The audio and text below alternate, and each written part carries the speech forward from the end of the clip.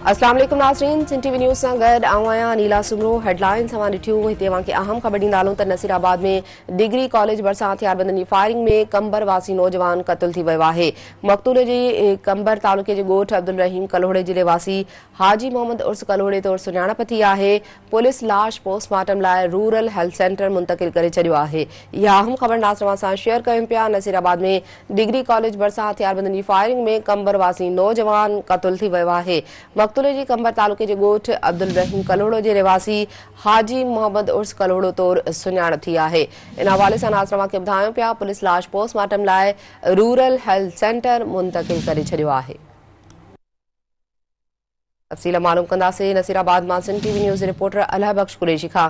जी अल्लाह बख्श, कीअं वाक़ियो पेश आयो आहे, आगाह कजो।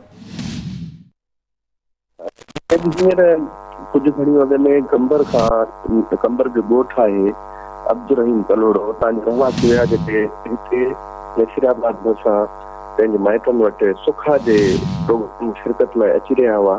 ऐं हिन ॻोठ जो नेक मर्द आहे जेको ख़ुदि हाजी मोहम्मद उर्स कलोहड़ो, जेको मोटरसाइकिल ते हुयो, हुन सां गॾु हुनजी घरवारी मासूम न्याणी हुई।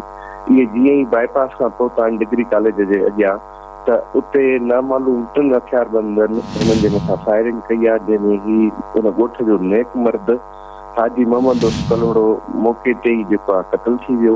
ऐं हुनजी जेका घरवारी ऐं मासूम न्याणी आहे उन्हनि जे ज़ख़्मी थियण जा इतला मिलिया आहिनि। फौरी तौर ते मक़तूल लाश खे रूरल सेंटर नसीराबाद आंदो वियो, जिते ज़रूरी कार्रवाई बाद लाश वासन हवाले कयो वियो आहे। त वाक़िए जो कारण जेको ॿुधाए थो वञे त जेकी कातिल आहिनि जिन्हनि जे मथां फायरिंग कई आहे, उन लाइ ॿुधाए थो वञे जेकी हिन सां गॾु पंहिंजी घरवारी हुई उन उहे कातिल सुञाता आहिनि। ऐं ॿुधाए थो वञे उहे बि कलोहड़ा वाक़ई कातिल आहिनि जिन वारदात कई आहे।